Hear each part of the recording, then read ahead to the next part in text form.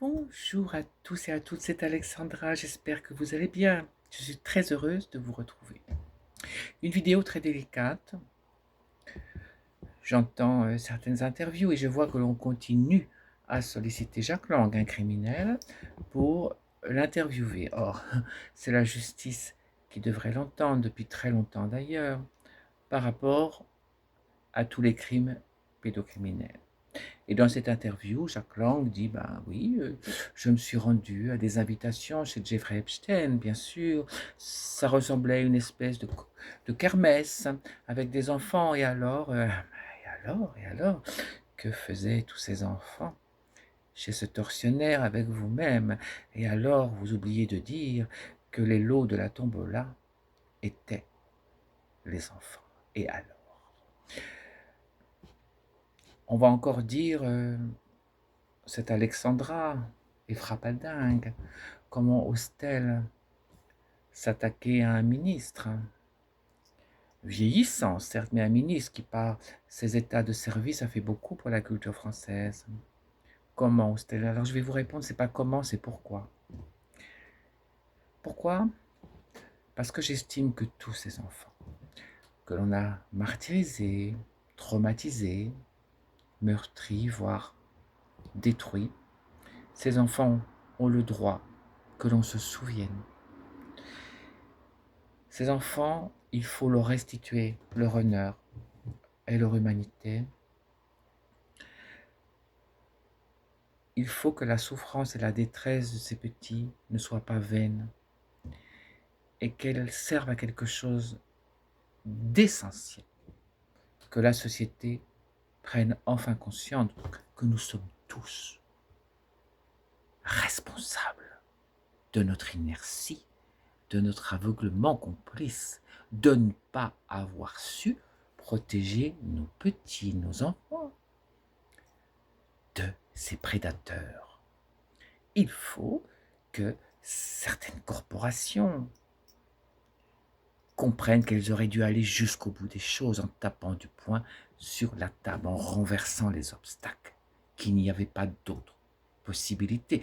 Il faut comprendre qu'une certaine justice doit être mise à mal car elle a fait de la compromission avec des gouvernements successifs complices de ce système d'abomination. Voilà pourquoi j'ose, et je continuerai à oser, croyez-moi. Alors, pour détourner votre attention, on va vous amener sur un plateau Monsieur Guillaume Play et légende, par exemple. Alors bien sûr, Monsieur Guillaume Play est un petit saligaud, n'est-ce pas, un excité du slip. Un monsieur qui croit que parce qu'il est une personne avec de la notoriété, ben c'est open bar, c'est le self-service, on peut avoir qui on veut, quand on veut. Monsieur Guillaume Play, qui, quand il a ses pulsions, veut absolument concrétiser la bagatelle à n'importe quel prix, avec n'importe qui. Eh ben non, non, monsieur Guillaume Play. Il y a des codes de comportement, il y a l'art et la manière, il y a des lignes que l'on ne franchit pas, et on doit respecter les jeunes femmes. Alors je suppose que dans votre cas, quelques séances de dressage assez spécifiques feront de vous un gentleman. Je n'en doute pas, il faudra faire quelques efforts. Mais s'il vous plaît, soyons sérieux et sérieuses.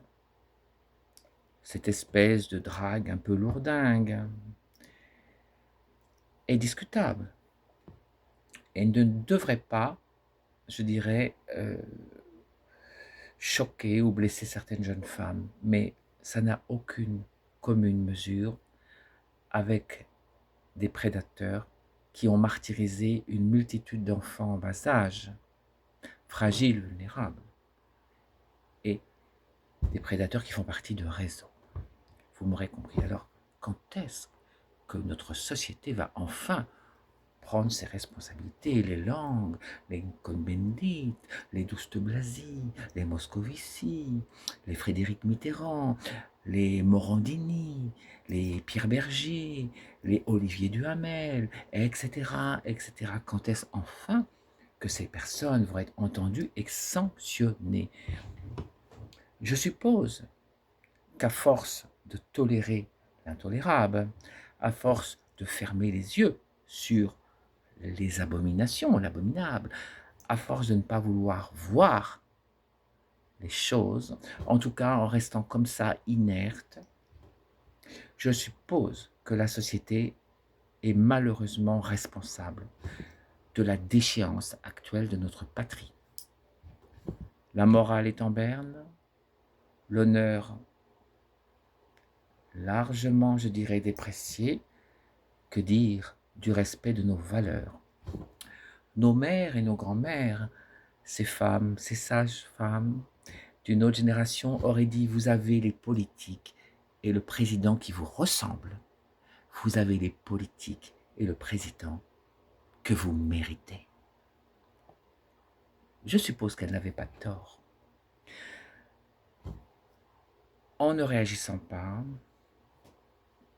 nous continuons à provoquer la destruction de la France qui est tombée, qui est en train, excusez-moi, de tomber dans un espèce de gouffre infernal. La France semble frappée de malédiction, mais qu'est-ce que ça a d'étonnant? Quand vous voyez, je dirais, l'atmosphère ambiante. Je vous rappelle que une des responsabilités de notre société est de protéger ses enfants, ces jeunes générations, et de leur transmettre tout ce qui est nécessaire pour qu'ils puissent construire leur existence et continuer à porter les belles valeurs de notre patrie et de notre civilisation. Nous en sommes très loin et je suppose qu'actuellement un électrochoc serait salutaire pour sortir la tête de cette ornière, de ce bourbier et à nouveau de nous tourner vers la lumière en toute responsabilité. Voilà ce que je voulais vous dire ce soir. Vous allez dire que je suis excessive, je suis un peu radical peut-être, mais j'espère avoir de jolies réactions dans vos commentaires. Il faut que l'on se bouge pour nous-mêmes et pour tous ces enfants. Alexandra.